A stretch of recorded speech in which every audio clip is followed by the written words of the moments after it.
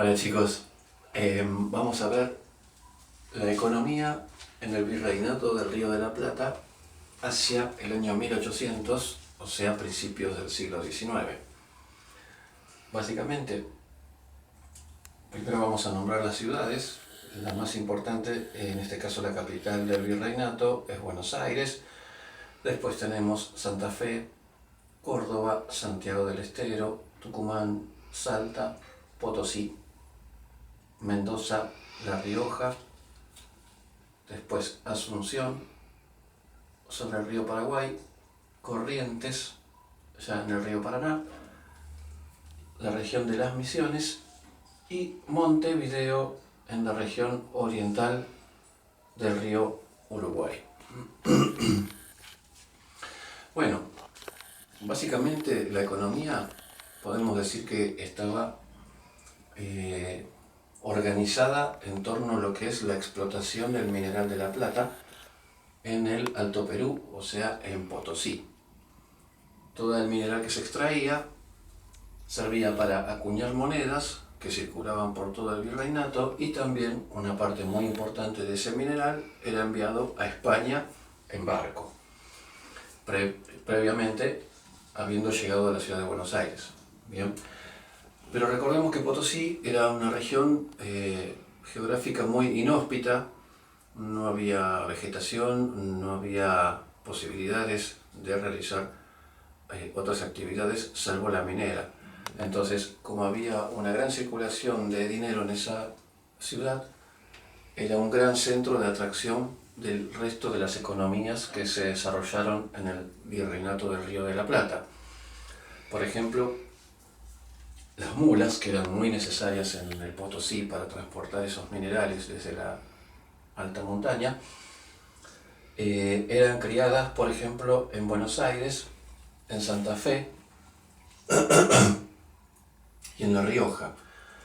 Y desde allí eran enviadas y les hacían descansar, por ejemplo, en los campos de pasturas en Salta. Esos campos tenían pasturas muy aptas para la alimentación de estos ganados, entonces las mulas descansaban en esas pasturas, se alimentaban para después emprender el viaje más pesado, que era por la alta montaña, para llegar al Potosí. También se necesitaban alimentos. Bien, por ejemplo, tenemos que el trigo se producía en Salta, en Tucumán se producía arroz, después había algo de trigo en Buenos Aires, también en Mendoza, y esos alimentos eran enviados, por ejemplo, el caso del trigo de Mendoza a Santiago de Chile, pero después el arroz y el trigo circulaban por todo el virreinato. Lo mismo con la yerba y el algodón, que se requerían, por ejemplo, en el Potosí, o incluso la yerba llegaba hasta el virreinato del Perú, viajaba por ruta fluvial desde Asunción, por el río Paraguay, el río Paraná, hasta Santa Fe, y de allí era enviada por ruta terrestre hacia el norte. Después, los trabajadores de las minas, que eran básicamente aborígenes, necesitaban vestimenta.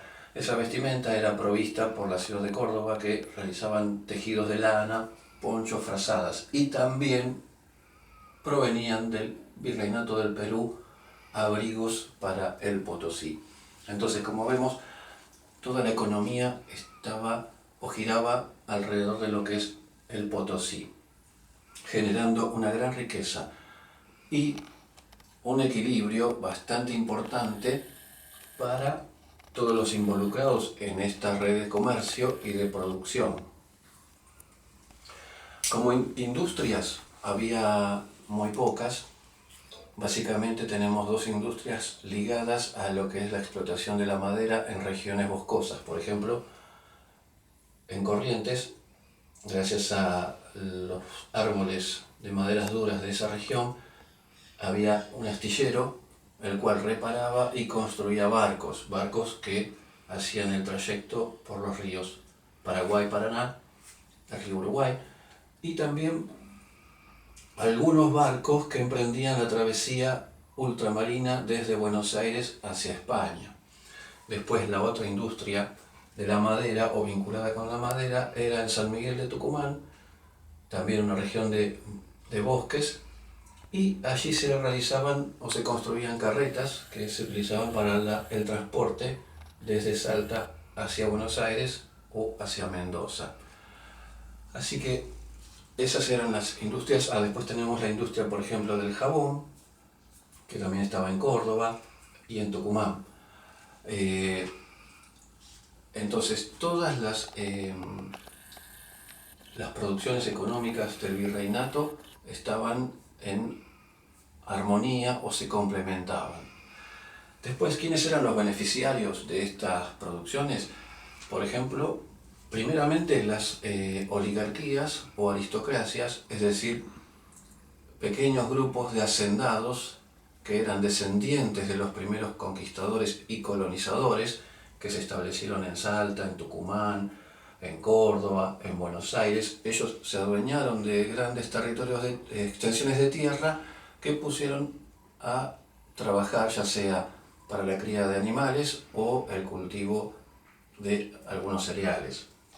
Entonces ellos eran los mayores beneficiarios, y hay que decir que en la ciudad de Salta estaba la oligarquía o la aristocracia más rica de todo el virreinato, y se beneficiaron justamente con lo que es las pasturas para el alimento de las mulas. De hecho, por ejemplo, en 1803 se registraron 50.000 mulas que pasaron por Salta con destino a Potosí. Después tenemos los artesanos, o sea, los que construían las carretas y los que trabajaban en los astilleros. También podemos decir que eran grandes beneficiarios. Y después todos los que se dedicaban a la producción de materias primas, ya sean peones, gauchos, los que eran considerados la clase más baja. Entonces, todos en mayor o menor medida encontraban alivio para sus necesidades, o sea, trabajo, en esta economía que estaba perfectamente integrada. Después hay que decir que los españoles tenían casas comerciales en Buenos Aires y también con algunas sucursales en las ciudades más importantes. Entonces ahí es donde entra el beneficio de los comerciantes monopolistas de España. Entonces, el sistema económico que regía en ese momento y que se implementó desde la conquista del territorio americano por parte de los españoles era el monopolio. ¿Se acuerdan? El monopolio sostenía que las colonias hispanoamericanas estaban obligadas a comerciar únicamente con España. Vimos que había un contrabando entre Buenos Aires y Colonia do Sacramento, fundada por los portugueses. Y también en los últimos años del 1700 se permite un libre comercio limitado con los ingleses. Los ingleses van a, después del Tratado de Utrecht, que favoreció a la dinastía borbónica en España, los ingleses obtuvieron un beneficio económico que fue la posibilidad de introducir esclavos en la ciudad de Buenos Aires, y desde allí eran enviados al resto del interior del virreinato para trabajar en diferentes tareas. También muchos quedaban en Buenos Aires como servidumbre de la clase alta.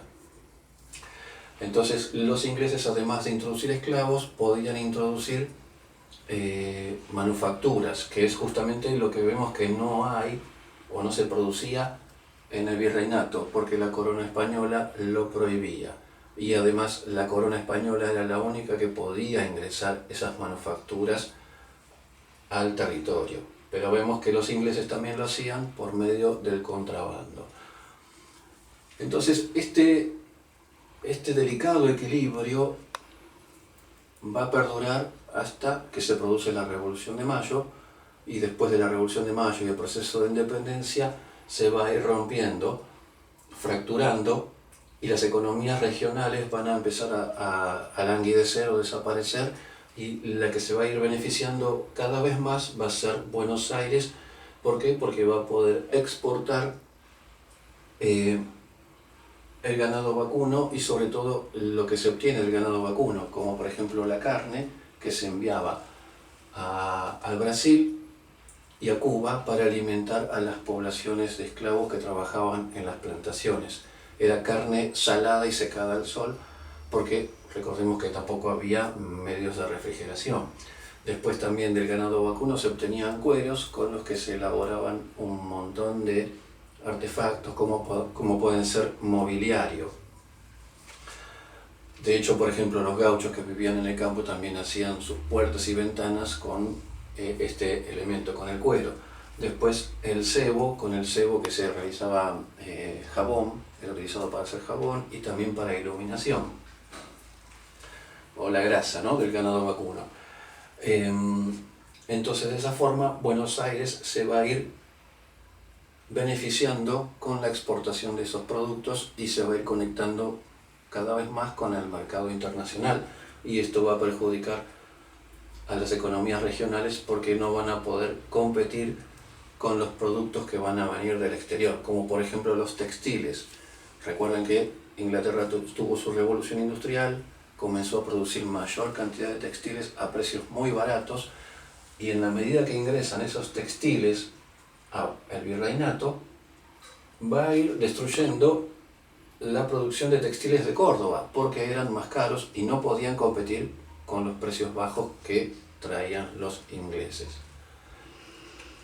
Bien, eso es todo. Gracias.